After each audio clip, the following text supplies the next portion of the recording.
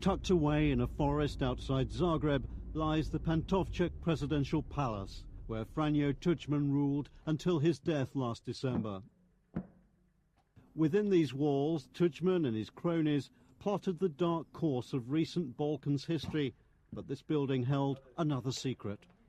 President Tuđman secretly tape-recorded visitors to his office, visiting diplomats, politicians, officials.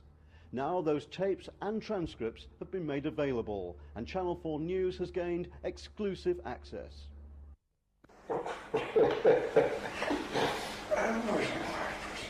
Oh my God, how can I sack him now that he's doing so well? The tapes show the so-called father of the nation could have been prosecuted for war crimes. I'm confident we would have been able to establish his responsibility for the crimes that were committed in Croatia. It was more likely than not that he would have been indicted by this tribunal. And he secretly robbed Croatia of more than £1 billion.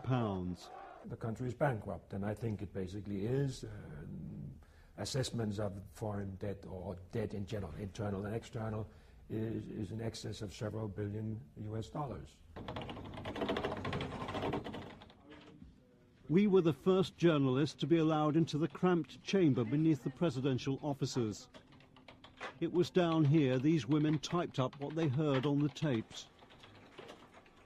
They asked us to disguise their faces.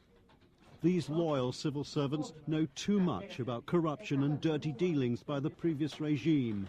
They feel their lives may be at risk. Please try to avoid any focus on this particular name, but of course you Thousands of taped transcripts left behind by Tuđman's henchmen are now stored in a sealed vault. Before we were allowed in, an official government record of the visit had to be made. Then, for the first time in front of journalists, sealing wax and wires were undone for us. We were told, like ancient tomb robbers, Tuđman's cronies had been there before us, spiriting away 85 kilos of the most incriminating tape transcripts, evidence which could have put President Tuđman in the war crimes dock. Croatia's new president, Mesić, is purging corruption and allowed us access to the 100 tapes and 17,000 transcripts discovered at the palace. President Tuđman was convinced that his was an historic and messianic role, and this is why he wanted everything he said to be on record, because he thought that would be important to history. He made the tapes to ensure history would be kind to him. Ironically, the recordings do just the opposite. The tapes tell us a great deal about how the Tuđman regime plundered the country of billions, leaving workers unpaid, massive unemployment and a severe banking crisis. Public money was poured into slush funds to keep the president in power. The tapes show they skimmed $100 million off the top of a near $1 billion sell-off of Croatia's telephone service. On the afternoon of the 13th of October last year, Tuđman met with Finance Minister Skegro. Mr. President, I've put the money aside for December because I think we need it.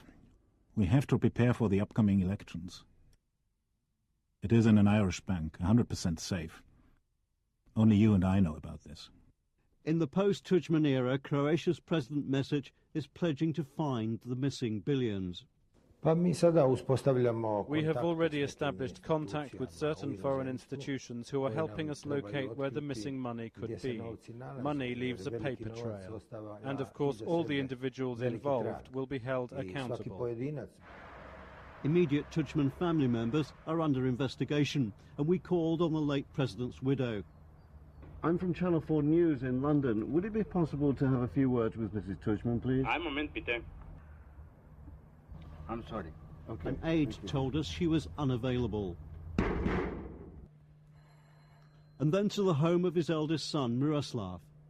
But neighbours told us he'd left the country.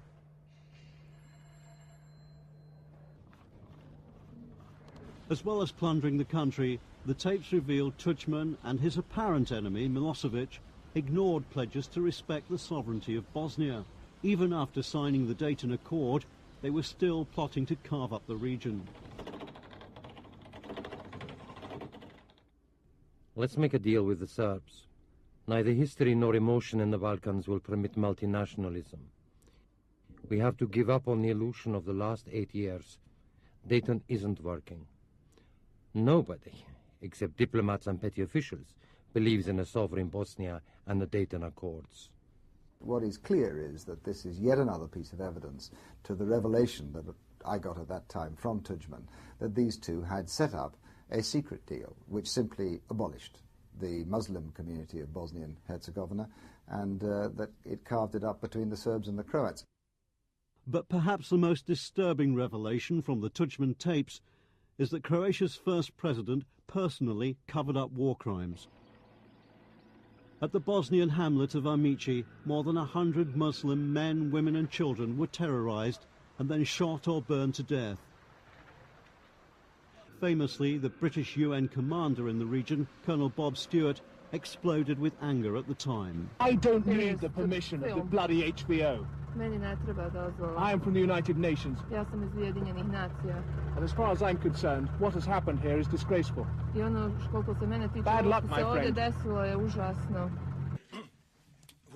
In March at The Hague, General Thomas Blaskić was sentenced to 45 years, most of the jail term for massacres, the worst at Mesić. He'd been a colonel in the Bosnian Croat army. But now we can reveal the Tudjman tapes and a Croatian intelligence report back up Blaskić's claims that the Mesić killers were not his troops, but clandestine Croatian forces under Zagreb's command. The tape transcripts suggest Blaskić was the fall guy in a conspiracy hatched by Tudjman. One of those subpoenaed by the Hague Tribunal was Bosnian Croat General Petković, a Tudjman favourite. He knew which troops were where. On the afternoon of April the 13th last year, Tudjman met with his closest aides. Mr. President, General Petković has been called to the War Crimes Tribunal for testimony. Testimony for what? For the Blaskić case. To me, this is a big trap. Tudjman weighed up the matter. Should Petković tell the truth or not? If he can go and testify there weren't any of our Croat units in the area, then he can go. Petkovic's testimony at The Hague was secret, but Blaskić's record sentence shows Tudjman got what he wanted.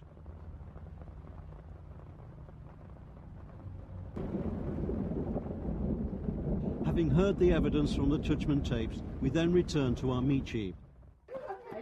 Here, Muslim families have gone back to the tiny village and live side by side with Croats again.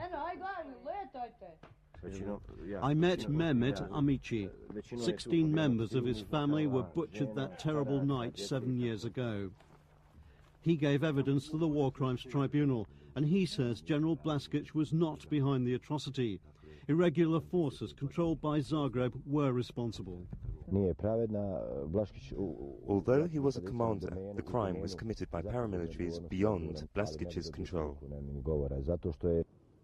We handed our evidence from the Tudjman tapes to former Balkans war reporter and now MP Martin Bell. The Tudjman tapes and the Tudjman evidence are absolutely vital, and if they had been available at the time of Blaskić's incredibly lengthy trial, I have no doubt that he would have been acquitted. I thought he should have been acquitted anyway. He must now be released. Indeed, in The Hague, Blaskić is now appealing against sentence, using the Tudjman tapes as evidence in his defence. Meanwhile, in Croatia today, President Franjo Tudjman still holds a special place in many hearts. He realised his country's dreams of nationhood, and they still love him for that. But his true epitaph has ironically come from his own voice, from beyond the grave.